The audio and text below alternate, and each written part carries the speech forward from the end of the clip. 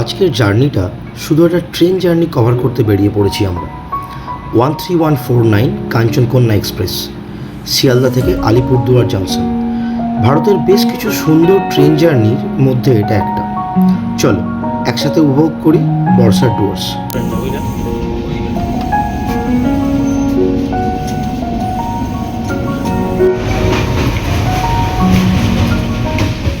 ট্রেনটা এখন যাচ্ছে মহানন্দা স্যাংচুয়ারির মধ্যে দিয়ে।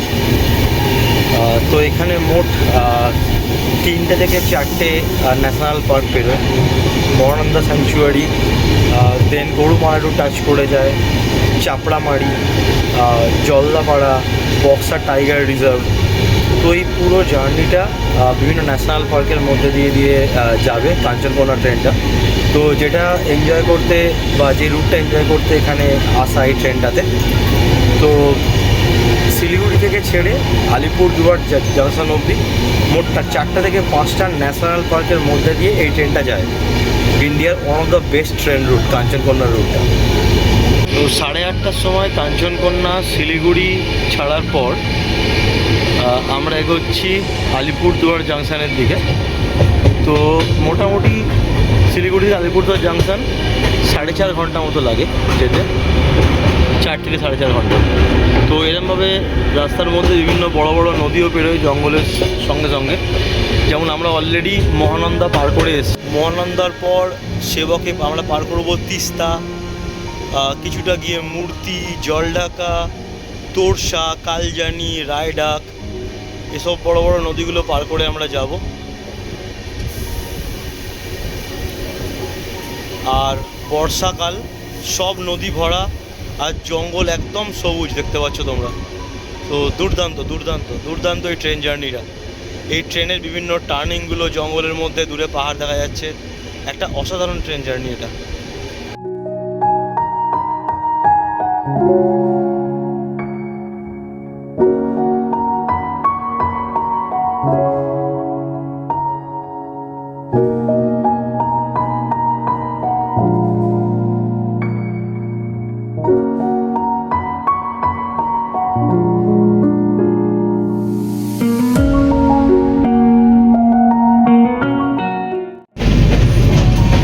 নতুন সিকিম যাওয়ার ট্রেনের টানেল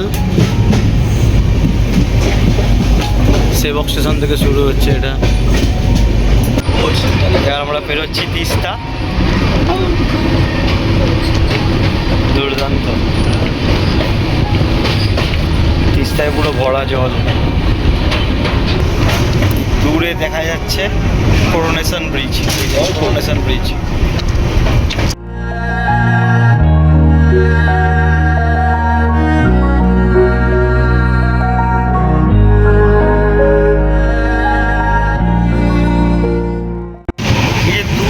রাস্তা তৈরি হচ্ছে স্পাইরাল পাহাড়ের ওপর দিয়ে, এইটা কিন্তু সোজা উঠে যাচ্ছে সিকিমের দিকে, লাভা লোলেগাঁও হয়ে। তো নতুন তৈরি হচ্ছে রাস্তাটা, হাইওয়েটা, যেটা আর্মির জন্য নাথুলা পাস অব্দি তৈরি হচ্ছে। সেটা যে দেখা যাচ্ছে ব্রিজটা দুবার স্পাইরাল হয়ে ওপর থেকে উঠে যাচ্ছে। যাই না ফোনে আসছে কিনা, সুন্দর নদীগুলো। এরকম প্রচুর নাম না জানা নদীও আছে রাস্তাতে। বর্ষাকালে তখন নদীও তৈরি হয় সব এলাকায়।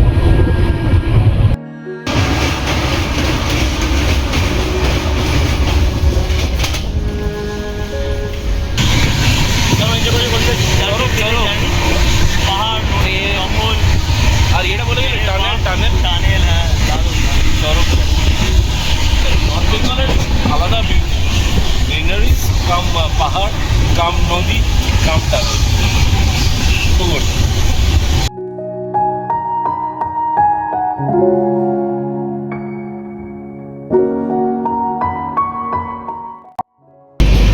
আমরা এখন পৌঁছেছি চালসা। তো এই চালসা থেকেই রাস্তা চলে যায় উল্টো দিকে এই সাইডে। তো চালসা স্টেশনে যেখানে যার পাশ দিয়ে ট্রেনটা যাবে, ট্রেনটা থামবে না চালসা, বাট এই যে চালসা থেকেই উল্টো দিকে চলে যায় রাস্তা গরুমারা। আমরা কিন্তু এখন আছি চাপড়ামারি স্যাংচুয়ারির মধ্যে।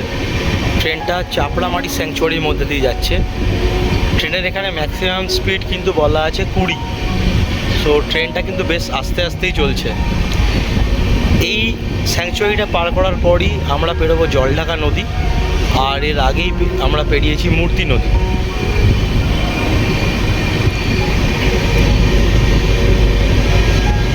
অনেক সময় এখানে বন্য জন্তু জানোয়ার এবং ময়ূর দেখা যায়, বাট আমরা এখনও কিছু দেখতে পাইনি। আমরা পার করবো এবার জলঢাকা নদী।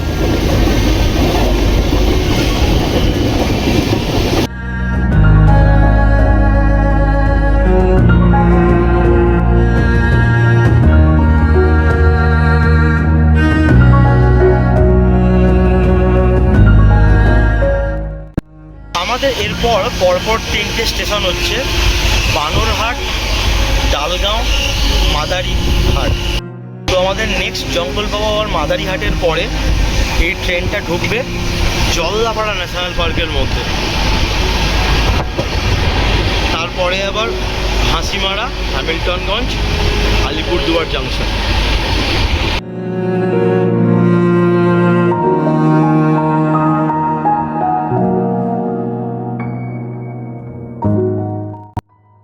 আমাদের ট্রেনটা মাদারিহাট ছাড়ার পর আস্তে আস্তে ঢুকছে জলদাপাড়া ন্যাশনাল পার্কের মধ্যে।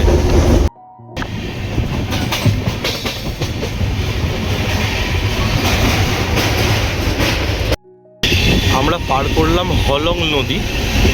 তো হলং নদীর পর আমরা একদম কিন্তু জলদাপাড়া ন্যাশনাল পার্কের কোরে ঢুকে গেছি। জলদাপাড়া ন্যাশনাল পার্কের কোর দিয়ে যাচ্ছে ট্রেনটা। তো এরপর আমরা পেরোবো তোরসা।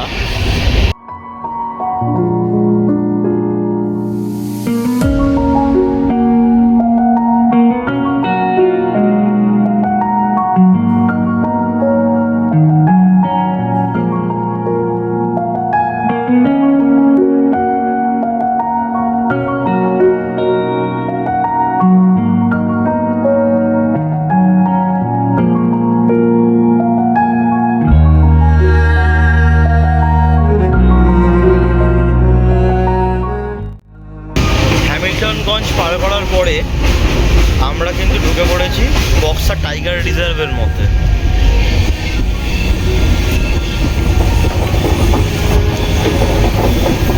এই ট্রেনটা বক্সা টাইগার রিজার্ভ এবার রাজা ভাত খাওয়া স্টেশন হয়ে এটা যাবে হচ্ছে আলিপুরদুয়ার জাংশন। তো লাস্ট স্টেশন আমাদের আর মোটামুটি আর 15-20 মিনিট মতো লাগবে। এইখানে যে ফরেস্ট গেস্ট হাউসটা আছে, এই যে এটা কিন্তু এখন বন্ধ হয়ে গেছে। এটার নাম ছিল হচ্ছে বক্সা জঙ্গল লজ।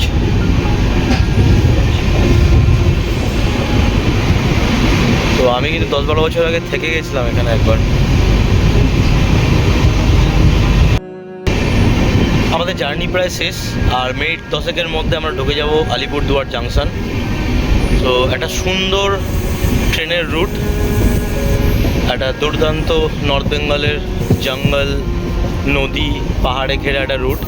তারপর আমাদের মালঙ্গিতে বুক করা আছে WBFDCর লজ। তো জলদাপাড়ার গায়ে সেখানে থাকবো আজ রাতটা। আমরা নেমেছি আলিপুরদুয়ার জাংশন, এখান থেকে একটা গাড়ি করেছি। তো জয়ন্তী বন্ধ, কারণ জয়ন্তী যেতে গেলে বক্সা টাইগার রিজার্ভ হয়ে যেতে হয়। সো জয়ন্তী যাওয়া যাবে না। তো আমরা তোরসার ধারে কোথাও একটা বসবো 1-1.5 ঘন্টা, দেন আমরা যাব আমাদের মালঙ্গি WBFDCর লজ। গাড়িতে আপাতত বলেছে 1000 টাকা নেবে, তারপর বলছে জঙ্গল ঘুরিয়ে যাবে চিলাপাতা হয়ে, একটু হয়তো বেশি লাগবে, দেখা যাক কত নেয়।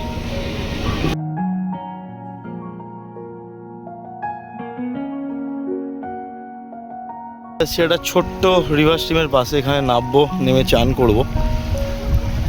একটা ছোট্ট নদী বয়ে যাচ্ছে চিলাপাতা ফরেস্টের মধ্যে কিন্তু এটা। তো আমরা চিলাপাতা ফরেস্টের মধ্যে দিয়ে তারপর যাব হচ্ছে আমাদের হোটেলের দিকে।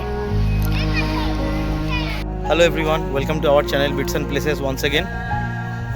আমরা এসেছি এবারে নর্থ বেঙ্গলে জঙ্গলে আলিপুরদুয়ার। তো এই যে শিয়ালদা থেকে আলিপুরদুয়ার কাঞ্চনকন্যার যে পুরো ট্রেন জার্নিটা সেটা কভার করতে। তো আমি এখানে আগেও এসেছি, বাট এই পুরো ট্রেন জার্নিটা একসাথে করা হয়নি। তো এটা ইন্ডিয়ার one of the best train root, যেহেতু কাঞ্চনকন্যার জার্নিটা, তো সেটা কভার করতে আসা, সেটাকে একটু লেন্সবন্দি করতে আসা। আমি আর কৌশিকদা দুজনে, যে কৌশিকদা নদীতে দাঁড়িয়ে ছবি তুলছে। তো মোটামুটি একটা ছোট্ট ট্রিপ, আলিপুরদুয়ার যাওয়া আর তারপর দিনই আবার কাঞ্চনকন্যা করে ফিরে যাওয়া কলকাতা, শুধু ট্রেন জার্নিটা কভার করতে। তো হোপ আমরা এখানে এনজয় করবো আর তোমাদেরও দেখাতে পারবো জঙ্গলটা বর্ষাকালে।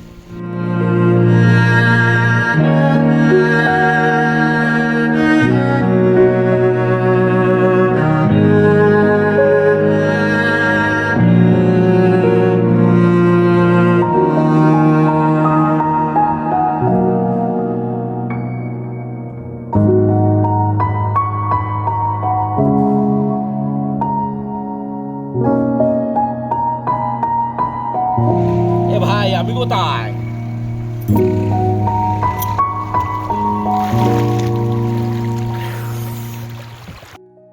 আমরা আছি শুভজিৎদার প্রপার্টিতে, চিলাপাতা টেন্ট হাউস। তো শুভজিৎদার পিসমশাই প্রপার্টি এটা। এখানে খাবার বলা আছে, দুপুরের লাঞ্চটা এখানে করব, করে আমরা যাব আমাদের স্টেইংয়ের দিকে। আমি এক্স্যাক্টলি তাই। এইটা হচ্ছে খাবারের ঘর, এখানে আমরা খাবো। তো রান্না হচ্ছে, বলছে হাফ অ্যান আওয়ার লাগবে।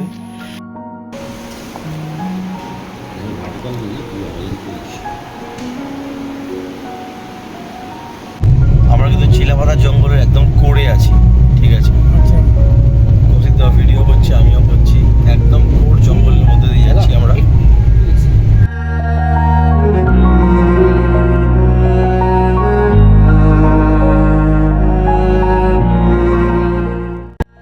আমাদের আজকে স্টে WBFDCর মালঙ্গি লজ WBFDCর। তো এখন জঙ্গল বন্ধ, পাশে নদী, বলছে নদীতে যাওয়া যাবে না এখন। তো আজকে আর কিছু করবো না, বিকেলবেলা মোটামুটি 4টে বাজে। কালকে সকালে উঠে একটু টোটো ফোটো ভাড়া করে তোরসা নদীতে চান করতে যাব। বেশ বড় এরিয়া, যেমন WBFDCর লজগুলো হয়।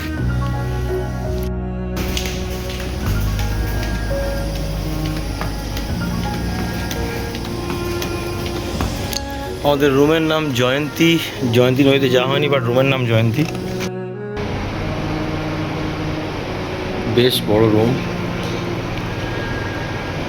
সোফা টেবিল সবই আছে। এটা জানি না, একটা ছোটো মতো রুম কিসের জন্য।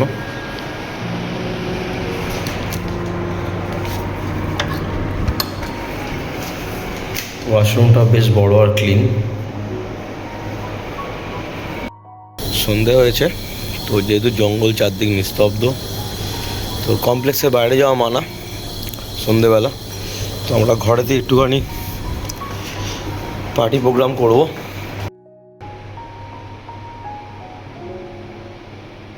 সবাই রাতের মতো গুড বাই, দেখা হচ্ছে কাল সকালে। গুড মর্নিং, সকাল 5:30 বাজে। তো আমার 4:30 নাগাদ ঘুম ভেঙে গেছে, কালকে একটু তাড়াতাড়ি শুয়ে পড়েছিলাম বলে।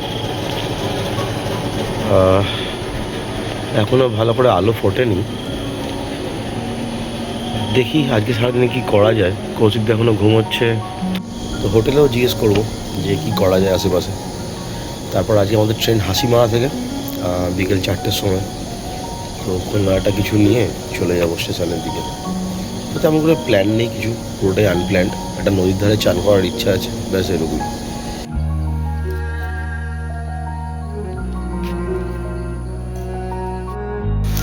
ছটা বাজে, খুব আশ্চর্য রকমভাবে হোটেলে কেউ ওঠেনি এখনো। আমরাই হাঁটতে বেরিয়েছি হোটেলের এদিক ওদিক। বাট এটা বর্ষাকাল বলে তাই, অন্য সময় এতক্ষণ লোকজন সাফারিতে বেরিয়ে যাওয়ার সময় হয়ে যায়। লোকে 8:30 5টার সময় সাফারিতে বেরিয়ে যায়। যেহেতু বর্ষাকাল, জঙ্গল বন্ধ, সাফারি বন্ধ, তো লোকজন ওঠার তাড়াও নেই, হোটেলেও না।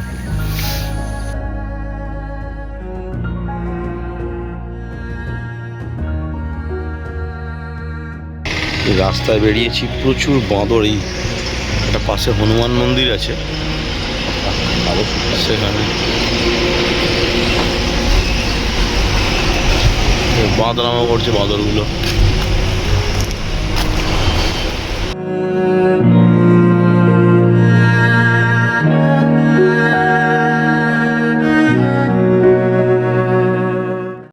গ্রামের কোথাতে বেরিয়েছিলাম চা খেতে, বৃষ্টিতে পুরো ভিজে গেছি। এটা ডুয়ার্সের বৃষ্টি, শুরু হয়েছে কখন থামবে জানি না। বেশ সুন্দর এই জঙ্গলটা দেখাই, গাছপালা একদম সবুজে সবুজে সবুজ, বৃষ্টিতে চকচক করছে সব চারদিক। যাচ্ছি, ফিরে যাচ্ছি হোটেলের দিকে। আমরা বেরোলাম নদীতে চান করতে যাবো কোথাও, ওটা তো তোরসায় যাবো চান করতে, সামনেই তোরসা। বাট কোথায় চান করতে দেবে আমরা জানি না, তো সামনে গিয়ে একটা অটো বা টোটো কিছু একটা বলবো, যেখানে নিয়ে যাবে যাবো। নদীতে চান টান করে এসে এই হোটেলে এসে লাঞ্চ করবো, করে ট্রেনের জন্য বেরিয়ে যাবো। ছোট ব্যাগ তো আনিনি, তো এই গামছায় পুটুলি করে নিয়েছি মানি ব্যাগ। হ্যাঁ, মানি ব্যাগ আছে এখানে, প্যান্ট আছে এখানে, তো কুলি টাইপের একটা ভাইব আসছে আমার। চলো নদীতে যাই, গিয়ে দেখা হচ্ছে।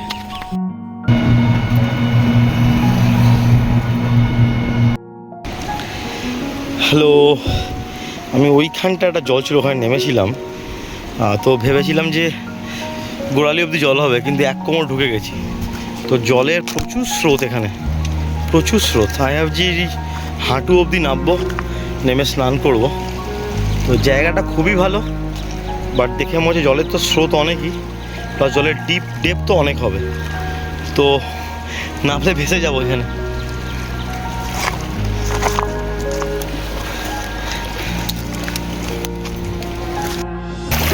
হ্যাঁ, মারাত্মক জলের স্রোত। আমি যে হাঁটু অবধি নেমেছি, ঠিক আছে। তো এইখানে জলের এত স্রোত রাখা যাচ্ছে না বেসিক্যালি নিজেকে, তো আর নামবো না। তো চানও হয়তো করবো না, বেরিয়ে যাবো ওই সাইডটায়।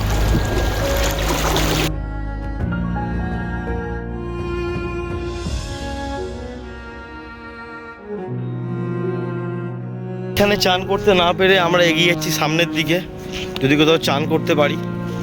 দূরে দেখা যাচ্ছে ভুটানের পাহাড়, এইসব জায়গাগুলোয় তোরসার জল উঠে যায়, মানে যে লেভেলে জল আছে এখান থেকেও 3-4 ফুট ওপরে।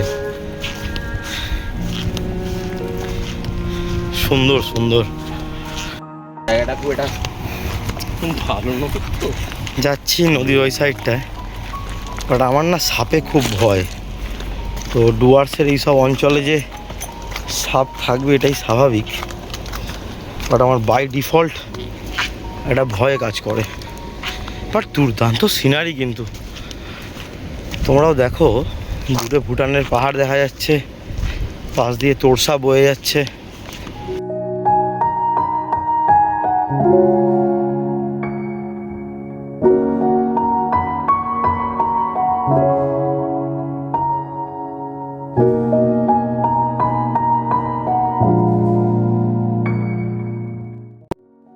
Nature at it's best. So Dooars এমন একটা জায়গা যেখানে পাহাড়ি নদী ফুল স্রোত নিয়ে নামছে বর্ষাকালে। কদিদা তোরসা নদীতে চান করবো ফাইনালি আমরা বহুক্ষণ হেঁটে এসেছি, অনেক দূর থেকে একটা শান্ত জায়গা হয়ে যেত। এই জায়গাটা জলটা মোটামুটি শান্ত, তো এখানে আমরা একটু চান টান করবো, হাতে সময় আছে, কোনো চাপ নেই। চলো, এই যে অসম্ভব সুন্দর নেচার, দূরে ভুটানের পাহাড়, এইদিকে জলদাপাড়ার কোরেরিয়া জঙ্গল, আর মাঝখানে তোরসা নদীতে আমরা চান করবো এখন।